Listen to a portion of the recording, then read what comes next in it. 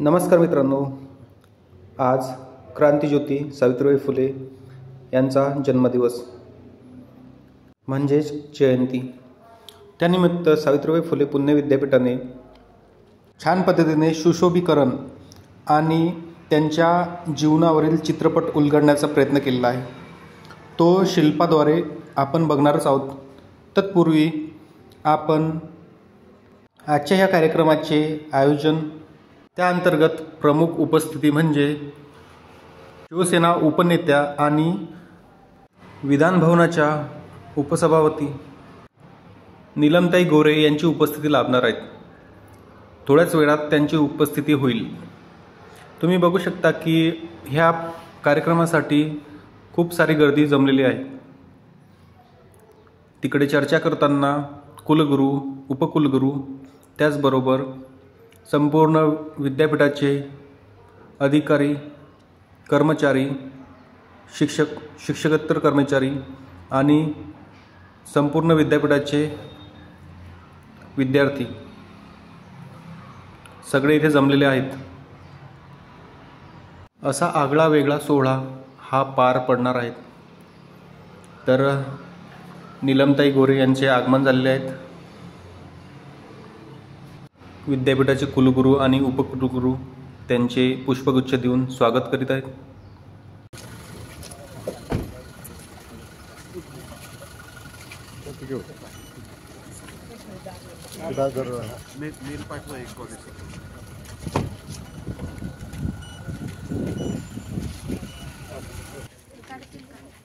माननीय कुलगुरू, सन्माननीय अतिथी नामदार नीलमताई गोरे, माननीय प्रकुलगुरू, आपल्या व्यवस्थापन परिषदेचे सर्व सदस्य, अभिसभेचे सर्व माननीय सावित्रीबाई फुले यांच्या पुतळ्यांना अभिवादन करताना नीलमताई गोरे आणि कुलगुरू।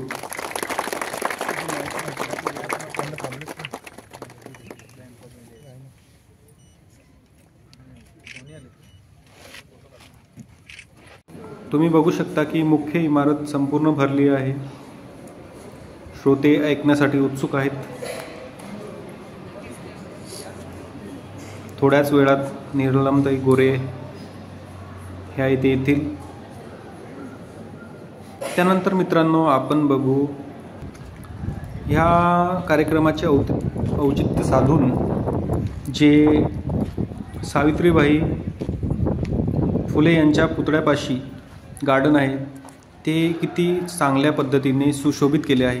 तुम्ही बघू शकता की वेगवेगळ्या प्रकारचे फुलं इथे आपल्याला पाहायला मिळतील। अत्यंत जवळचा व्ह्यू घेण्याचा मी प्रयत्न करीत आहे। तुम्ही बघू शकता की एकाच प्रजातीतले परंतु वेगवेगळ्या रंगांनी बहरलेले ही फुलं। आपण संपूर्ण परिसर हा फिरू। छान पद्धतीने हा संपूर्ण परिसर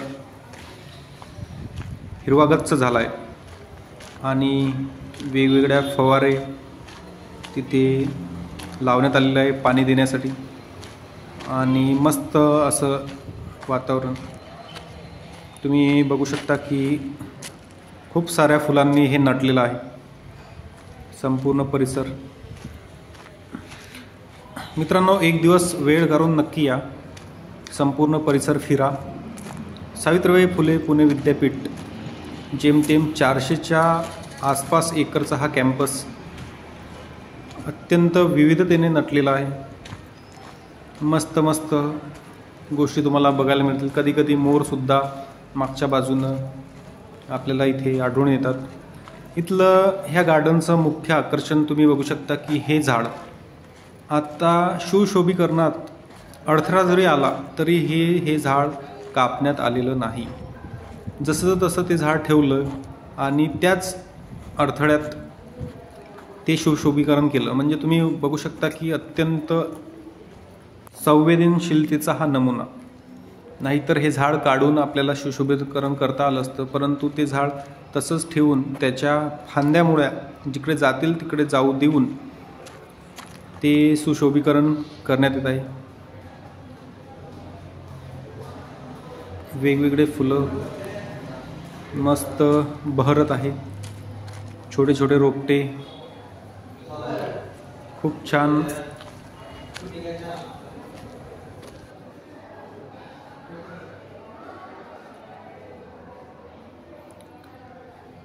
चांगलं व्यवस्थापन म्हणजे चांगल्या व्यवस्थापनेचा एक आगळा वेगळा नमुना आपण इथे म्हणू शकू. समोरच पुतळ्याच्या शेजारी बघ्यांना बसण्यासाठी जागा आहे. हे छोटे छोटे सावित्रीच्या लेकी, सावित्रीचे लेख इथे बघण्यासाठी आलेले आहेत.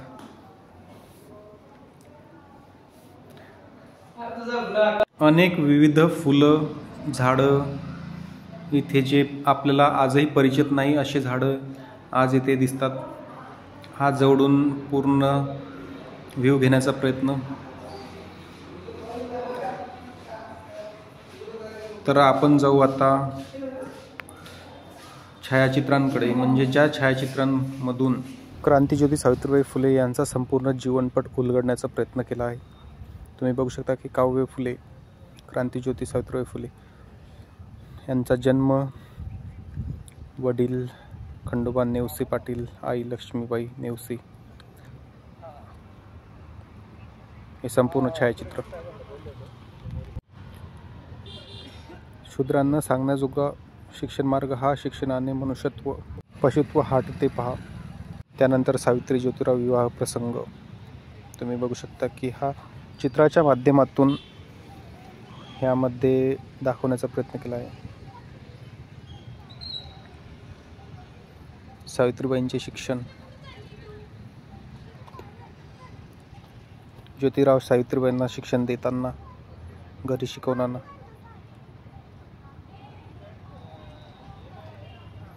शेतकरी सावित्री ज्योतिराव शेती करताना, शेतकऱ्याच्या व्यथा समजताना.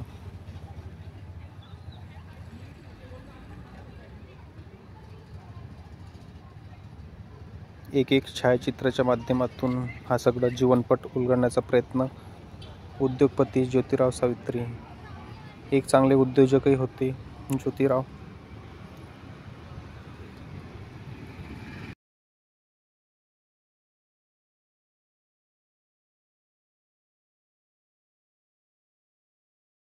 शिक्षणाने कशा प्रकारे प्रगती होते, स्त्री शिक्षणाचा पाया.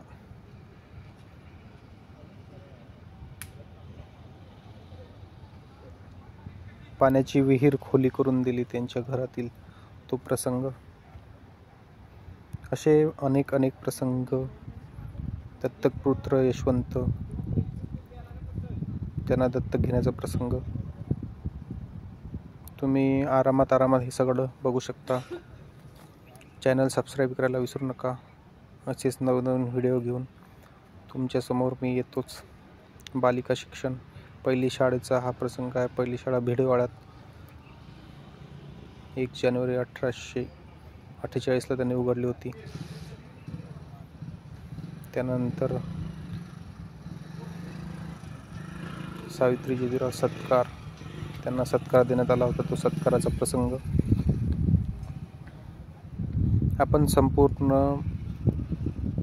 जीवनपट जो जसा जसा दिला आहे तो उलगडण्याचा प्रयत्न करत आहे.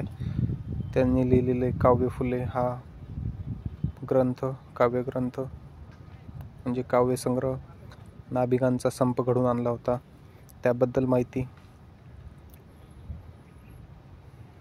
आणि शेवटी थोर क्रांतिकारकांचा अस्त म्हणजेच महात्मा फुले यांचा अस्त झाला होता. शेवटी त्यांनाही छळले.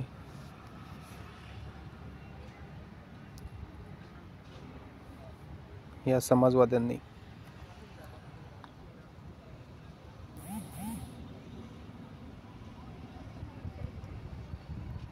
असे कित्येक प्रसंग त्यांच्या आयुष्यात घडले. ते संपूर्ण प्रसंग इथे या चित्रांच्या माध्यमातून उलगडण्याचा प्रयत्न केला आहे.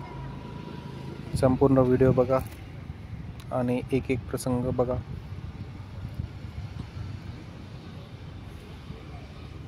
तुम्ही बघू शकता की प्लेगच्या साथीमुळे जे रोगी होते त्यांनी मदत केली.